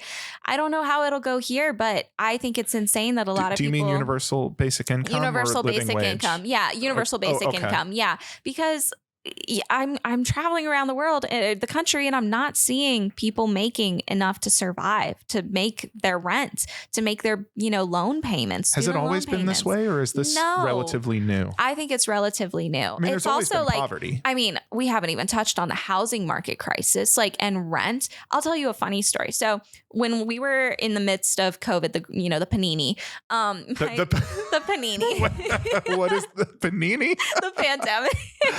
The great panini.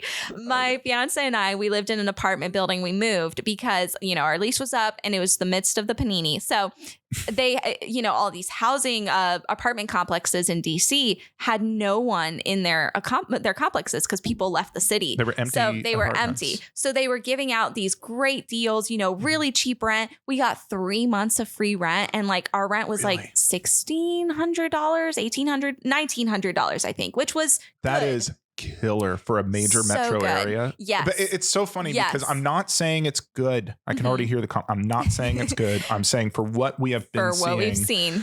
It's not so bad. So then our lease went up, and it was now starting to be the end of the panini. Things were going back to normal. They sent us a letter and they were like, as soon as your lease is up, rent's going up to $3,500 a month with utilities and stuff. That's like a 40% increase. Yep. And what did we do? We went and bought a house because thank God James is prior military, U.S. Marine Corps veteran. So we had the VA home loan. Hey, thanks for your service, James. Thank you, James.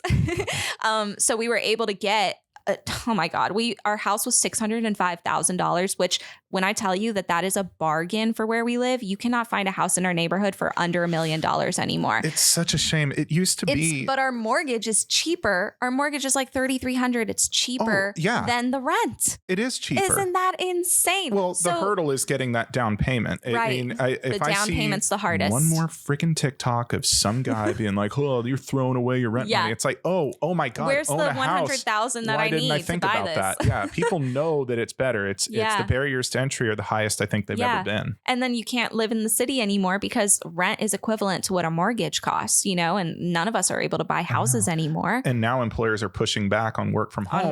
Like, Jesus, what do you want from us? You tell us that we need to work hard. Okay, I'm giving you 60, 70 hours a week. Yeah. You're telling me I need to make sacrifices and go where the jobs are. I did. They're in a metro area. Yeah. You're telling me I need to cut back my expenses. I tried. I tried to move to the suburbs where I can afford shit, but now they're saying work from home is no good. Blame, guilt tripping. The employee's always pushing wrong. It. They're moving the goalposts. Yeah. And then CEOs, are making so much money, the shareholders, the board of directors, and they work from home. They call in with their Zoom calls, from their mansion to these corporate meetings. That happens quite a bit. All the time. But then they guilt trip the employees for making them more money and making them more profitable, but they're still working not hard enough. Did you see that viral clip of the CEO telling her workers not to live in Pity City? Yes, you know what I'm talking about? Pity City. Did you see that video? She should have lost her job, in my opinion, but did she?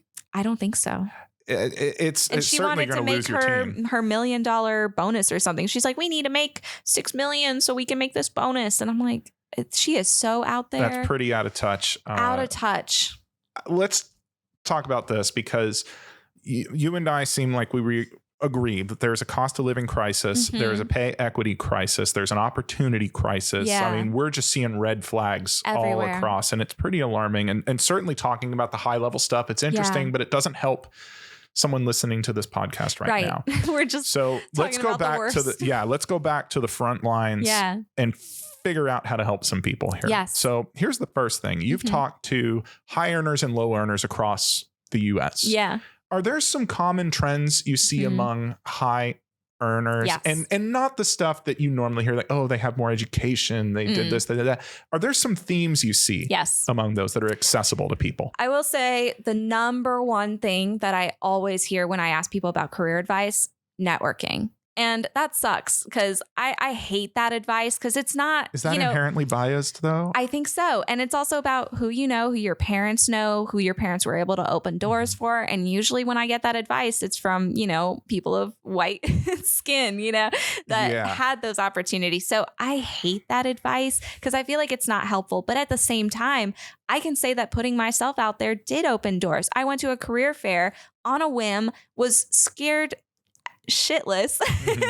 And I went and I didn't know anybody. I went to a career fair for Booz Allen. I walked out of there with an interview for a junior data scientist job. Yeah. And for those who don't know, that's a pretty prestigious company to work for. Company. Yeah. And I got a job offer there. I worked there for a year. I got a $5,000 sign-on bonus, which helped me pay off my student loans. And I didn't know anyone there. I just went. And I'm very introverted. People would not guess this, but I'm very shy. I'm very introverted. And I went. So in a sense, I would say networking does help. Put yourself out there. If you don't know anybody, a lot of us don't. We don't have, daddy's money, daddy's network. Just go to a career fair, put yourself out there, go look on LinkedIn. There's always some happening. There's some remote. So that's even better. Wow. But put yourself out there. That's the best way to try to get through that networking loophole. But the people that I interview that usually make the most amount of money always fall in certain sectors. They're entrepreneurs, like small business owners, because I think the difference with their jobs, like our jobs and, a 9-to-5 worker is uncapped income. You make as much as you want. It just depends on how much you want to work. Can that apply to sales too? I would say so. Because not everyone wants to be an entrepreneur. And one thing I try to push on this podcast is there's so many content people right now. Selling entrepreneurship is like the answer to everything. No. Like if you're not an entrepreneur, you're a loser. That is absolute horseshit. Absolutely not true. It is not the right answer for everyone. And not all businesses make a ton of money. Not all businesses are high. You're telling me that the guy who owns a laundromat is somehow better than the guy who's a brain surgeon because the brain surgeon's an employee. That's so silly. But you're right. So entrepreneur does remove the cap. And I would say if you want to be an entrepreneur, don't just do it on some half-ass idea. Have something that you're passionate about. The way to be successful as an entrepreneur is to really understand what you're selling, what your business is. And I think that's where, I had trucker, but I had some loopholes there. I did not have a tech background. I experienced being underpaid. So when I talk about pay transparency, there's true passion behind it. And I think that was the diversifying factor that made me successful. So don't just pursue entrepreneurship because you see someone on TikTok telling you to own a laundromat. Feel passionate about laundry or something before you own a laundromat. The other career fields that do really well are tech, always tech. And, I do think that's a little bit of a trend. I think we might see some of those salaries come down in the next few years. Is it a high risk industry right now? It seems tech has taken it on the chin. Absolutely. And so I think that contributes also though to their high salaries and why they should be making more because it is more risky, and we've got AI on the verge. We don't know what's going to happen there. It is a risky industry. So tech makes really good money. Tech sales. So if you want to work in sales, tech sales is really big. Also healthcare, not people in healthcare that are just starting out usually do not make that much money or like EMT, ER techs. I don't hear them making a ton of money. I was an EMT. Yeah. I made $10 an hour. There you go. This was 13 years ago. We just interviewed someone in DC. I think she made $12 an hour, which is insane to me. It's been 13 years. It's only gone up $2. Yeah.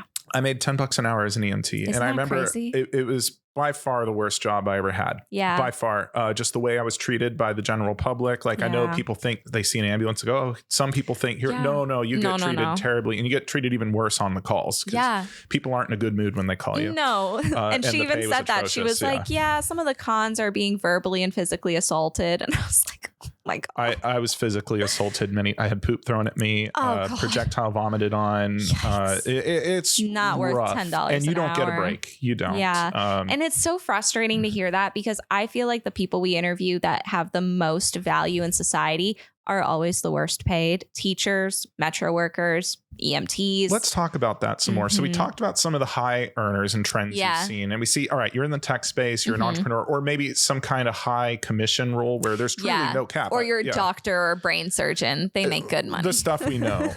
Exactly. What are some trends we see across lower earning roles? Because you do those too. Yeah. So what are some themes that we see that create these lower earning positions. If they're not, like working at a bar, like simple minimum wage part-time jobs, usually the people that make full-time, salary and they're lower, they don't make as much because it's kind of like how capitalism works, right? They work for either the federal government or it's like a public role, like public schools come from public funding. Yeah. That doesn't have the capitalism attachment of profit, and we shouldn't be trying to profit education. Well, it's a service. It's a service. Yeah. It's a service-based industry. And so anything that's in that is usually not being well compensated. And it's really a shame. I think we have to. It's the most essential. It's the most essential. We need to really invest in educating our children and making sure that they're well taken care of and prepared for the world.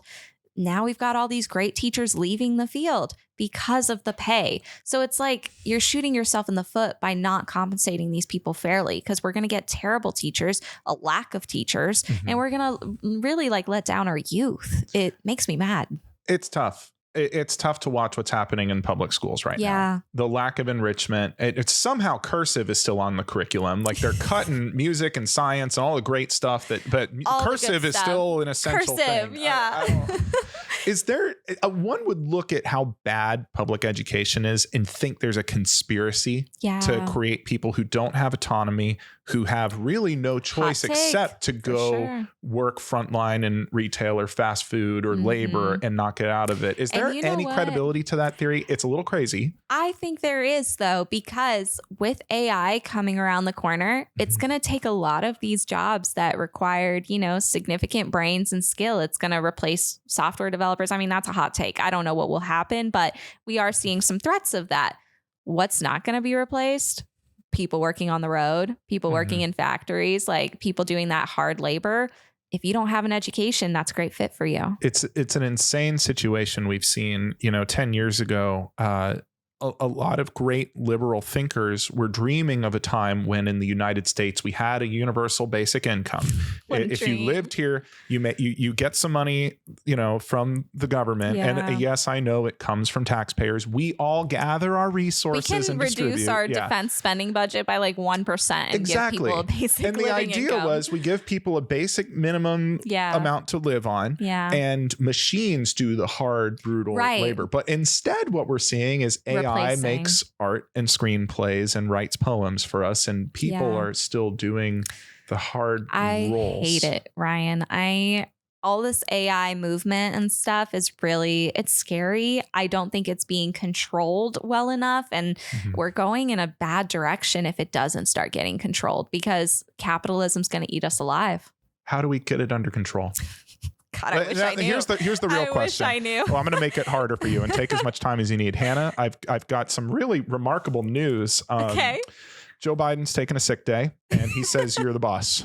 You're president. I'll take it. Congress is taking a sick day too. You're emperor of North America. I make all the decisions. Okay. What do you change? How do we fix this? What would I change? How do we fix this? I would probably put Elon Musk and Sam Altman in a room with no windows for a little bit and just throw the key away. I thought you were going to say, I'm going to raise the minimum wage. No. You're putting these guys in a room. I want them to be gone for a day while I make these decisions, and then they can come out when the changes happen. They're in timeout. They're in timeout. Yeah. I'm not getting rid of them. They're just in timeout. But they're in timeout.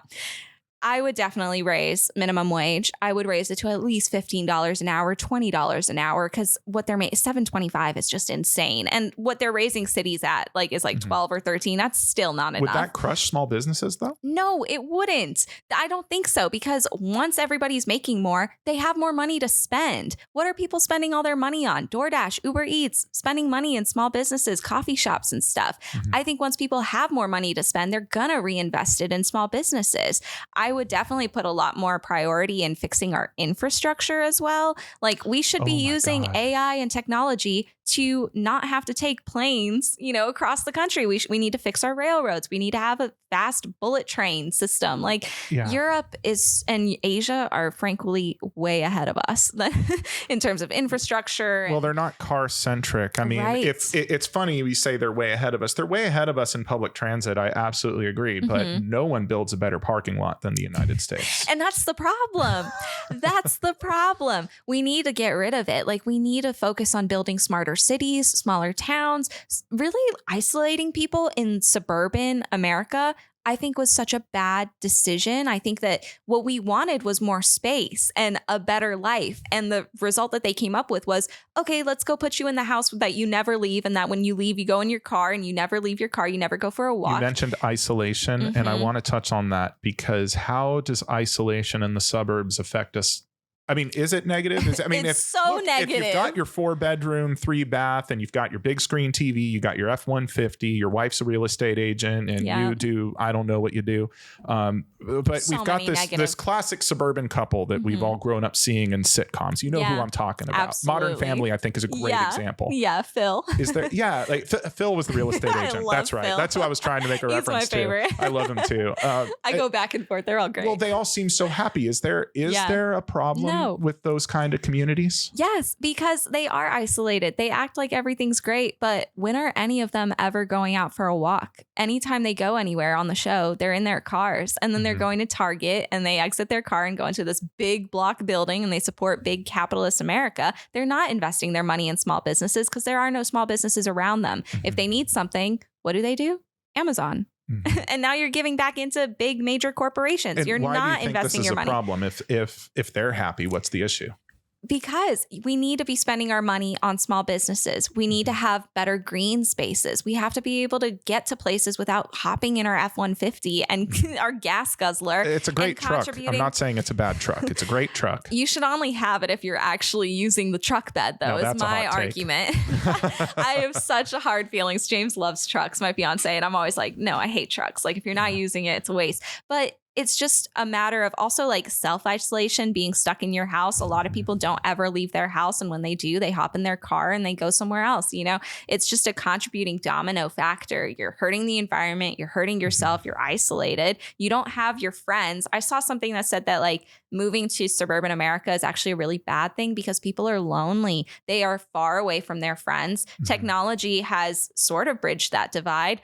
But it's different. There's nothing quite like human connection, and you're not getting that through a phone. I'm glad you brought that up, Hannah, the isolation that people feel. And I think it's part of the reason we see the very more small government, anti-welfare program, kind of the more hard right, tend to be from suburban communities. Yes. And I think part of that comes from a little bit of isolation. You don't see. They want it. They think they see want to poverty. Create their own communities that look just like them. And I think a lot of communities think there's some kind of threat that if we raise minimum wage or if we have universal basic income, we're going to take something away from them. And I want to be very clear. The tax burden for these things needs to not fall on working or middle class. And by the way, even if you have $100 million if you're listening right now and you have $100 million in your bank account right now, you are still closer to being homeless than you are to being a billionaire. Yes. Like, they don't realize how big that gulf is. People always love to throw out when people make like $200K and they're like, they're in the top 1% of America. And I'm like, they don't realize how big the gap is in that 1%. No, they're not. It's insane, the wealth distribution and that gap, what that looks like. And it's an ecosystem here. Yeah. We people talk about the decline of America. And I know it's up for debate whether this country is in decline or not, because it can't. And I want to be clear. I'm a patriot. I love my country. Yeah, me too. But countries aren't real. I sound like I hate America. I love it. That's why I'm fighting so hard for it. There we go.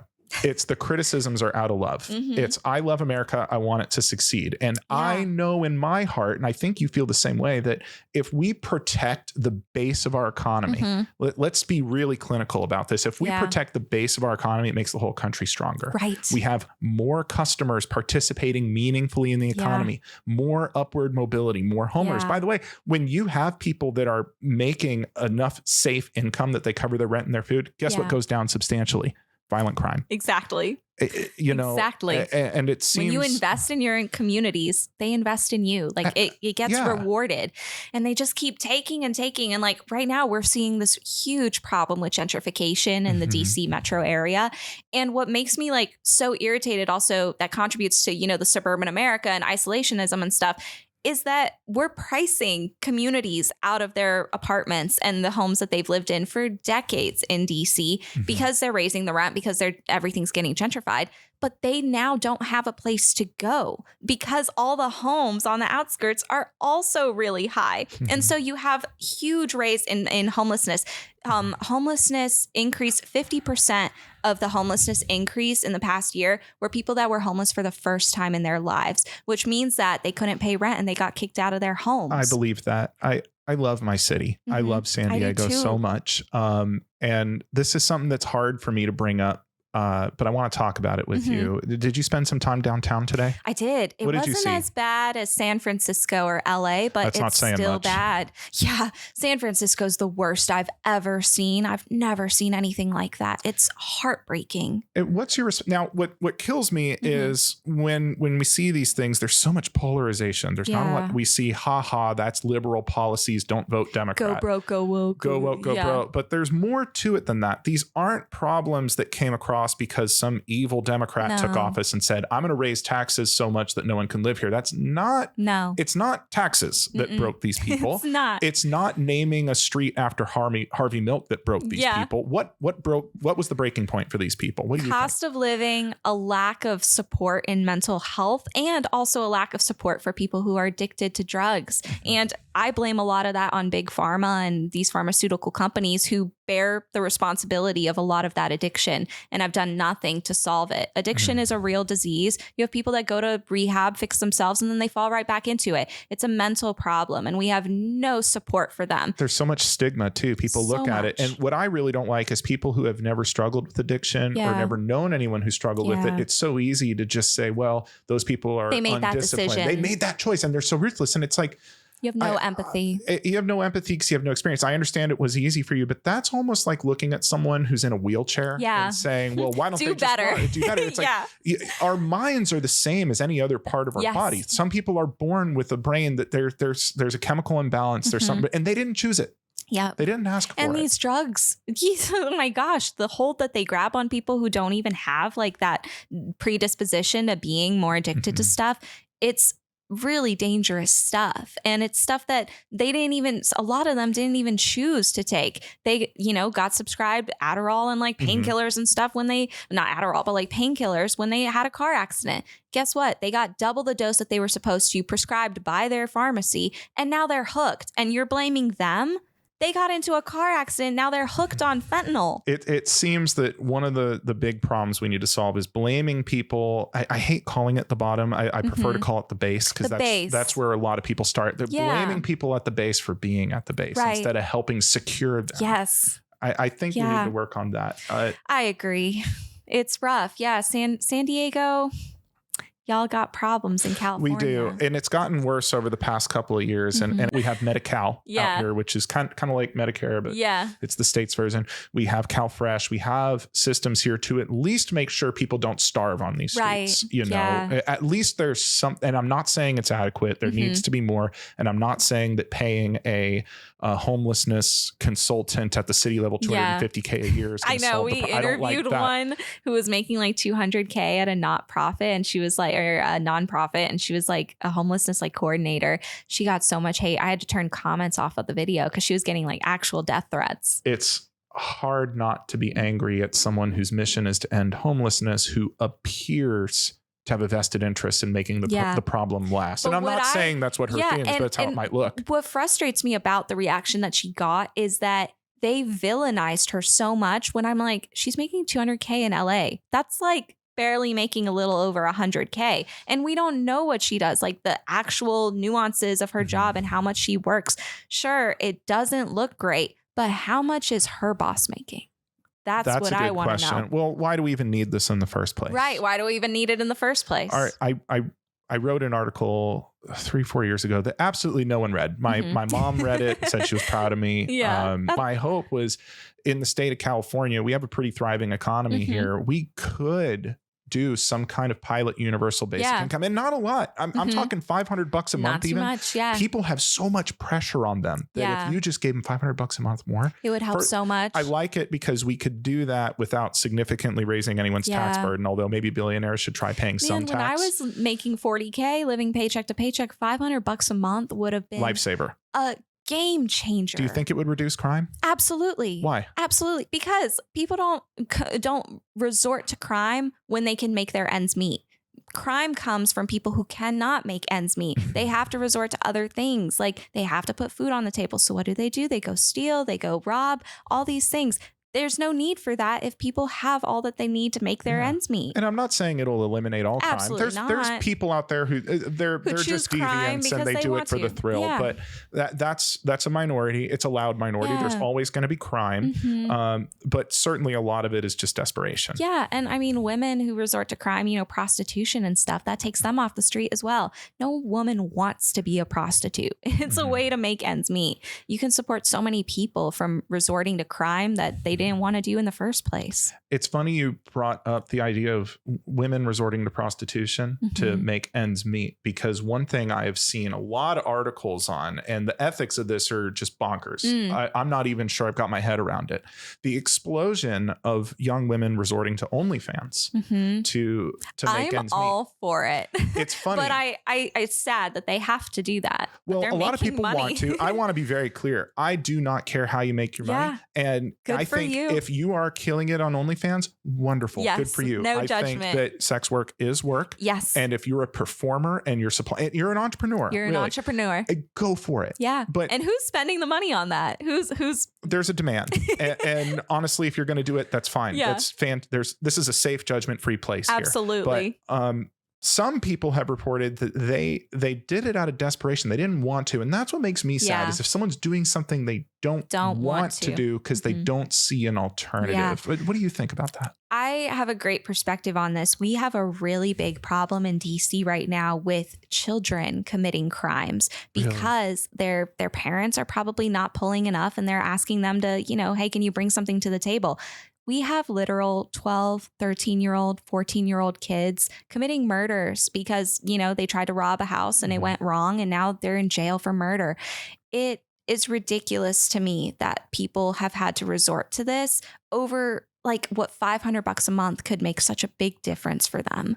It sounds like at the end of the day, a lot of problems we're seeing in big businesses with the negotiations we talked about earlier, and at the bigger level with our communities, it's gatekeeping and holding on to these purse strings so tight. So one answer that I think makes sense is getting people who know what it's like to be a minimum wage earner, getting people who don't have that social power and getting them in positions of power, giving them more autonomy. A lot of people have asked me to run for Congress and like go into politics. Would you like to announce your candidacy? No, I don't think I would be good at it. But I do agree. I think that we need people who are real workers, who are real Americans, truly, you know, who don't come from generational wealth, whose parents worked in factories, you know, and worked on the mill. We need people who understand what that life looks like, grew up in it, and experienced it themselves. They're the ones who really can make those changes because they understand them. You know, it goes back to don't start a business that you don't have a passion for. Absolutely. You know, we need people in there who actually care about helping people because right now I'm a liberal, but I would say it goes on both sides. We see a lot of problems with Democrats making too much money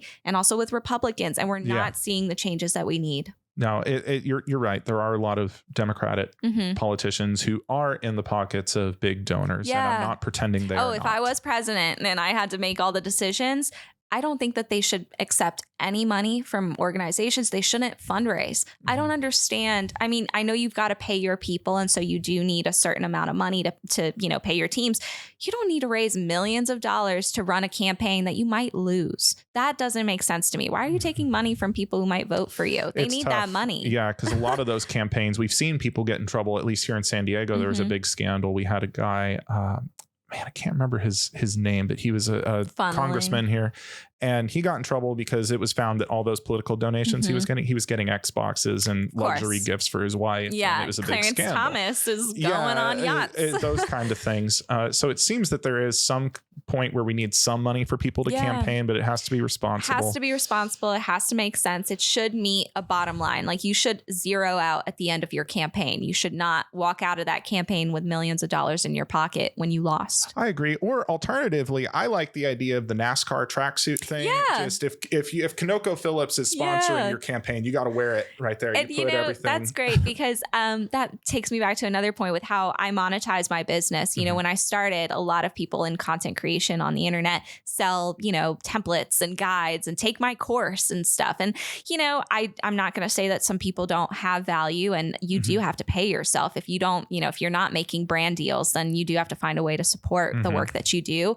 But to me, ethically, I cannot wrap my brain around helping people make money and asking them for money to teach them how to make money. That's a tough one. I can't. I think that you have to do it the right way. You have to like choose a right price point. It has to be fair. But when I hear people selling like $200, $300 courses for like a resume review, I want to yak. Like, it makes me so mad. And so for me, with my business, what I focused on, I'm taking corporate America's dollar to fund my business, and it's been successful. That's fun. You have a couple of pretty high profile brand. I'm not going to out them here. People can see them. And I was great, I was excited for you. I think that's great. And I think you're doing the right thing here. And they support us. You know, I think that they really understand that we rely on them to run our business because we're not selling guides or, you know, templates. And what I wanted to focus on was, if all this information that I'm sharing can be found on Google, you know, it might take you a couple hours to pull it all together and really get an understanding. Why would I charge you for the same thing that I condense into an understanding? Well, it can be found on Google, but the average person maybe doesn't know the difference between a mean and a median. Exactly. They don't know how to find local value versus global value of a role. I mean, they're different. But, you know, your content is so interesting because I feel like you're thinking several steps ahead. People watching this may not realize what a mastermind you actually are, because there's so much more to this than just what do you do and how much do you make? What are you doing with all this information you're gathering? So I always had a plan. I think people were like, why did she quit her job? Like, this is going to be over in a year. It's been a year. I'm still here. And I do have plans. We have an anonymous salary database that we've collected, you know, just people sharing their salaries. We have over 5,000 salaries already recorded. Salary database. Where is this database? On our website. So if you go to our website, it's actually in this really ugly Google sheet. Because when we started, you know, like, I didn't have a place to make it beautiful. It's expensive. So I always had in mind that this database was going to turn into our tech product. And so we're not only a content creation viral social media page, we're also a tech startup. Once this launches, our website next June or next July, end of July, we're building this beautiful product. So when you go to our website, you search data scientist in Ohio, it'll give you back every single piece of raw data we've collected. So because my problem was when I was trying to find my market rate, very hard to all find the aggregated data, I was like, why don't we just give them the raw data and let them search for the job title and the location? And what I do is I ask people when they submit their salary, I also ask them for a ton of additional information. So demographic information that they're welcome to share. Some of them are, you know, required. Some of them aren't. But we're really trying to get this data to show what those discrepancies look like from people sharing their salaries. I love this idea. I love that you show the I hope you show years of experience. Years of experience, college education. We also ask them race and gender, all of that. We also ask them like their age. We ask them about career advice, like an open-ended, what has been something that has helped you? So when people look through our database, they're not just getting like an average salary of like all the aggregated data we have. You're getting every single response in addition to all this contextual information and specific career advice directly from the source. Where can people find this? It's on our website, salarytransparencystreet.com. And it's in a really ugly Google sheet right now. That's fine. But if this comes out around like July 24th, it'll be a beautiful website. Hannah, I absolutely love the work you're doing. I'm very proud to call you a friend. Yes, I'm happy to have you here. Ditto. Before we wrap up, I got a couple of short questions for you, but you take as much time as you want. Okay. And these are the hardest hits. Okay. Do you consider yourself successful? I would say so. I think sometimes I'm like, I'm not. Like, I haven't achieved all the things I want. But at the end of the day, I built a business that I support me and my fiance off of. We've built a really amazing thing. I mean, gosh, I'm on this podcast. I would say I'm successful. Wow, that's awesome. Is this the hallmark of success? You make it on Working Class with Attorney Ryan. Let it be known, Working Class with Attorney Ryan. This is the benchmark. This is the benchmark for success. Why are you successful?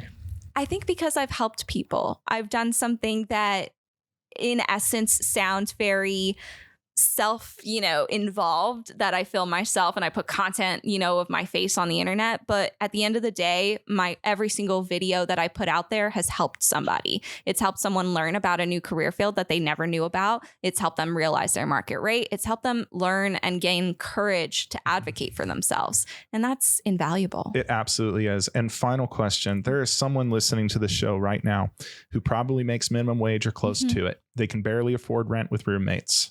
They can barely afford groceries, and they feel alone. They feel scared. They probably feel angry. What advice, if anything, do you have for that person today? I would tell them, based on the fact that I've been in that position before, do not be comfortable with where you are. If you're upset, it's because you're uncomfortable. And once you get comfortable with that, there's no way out. Like, don't accept your fate. Do not accept your fate.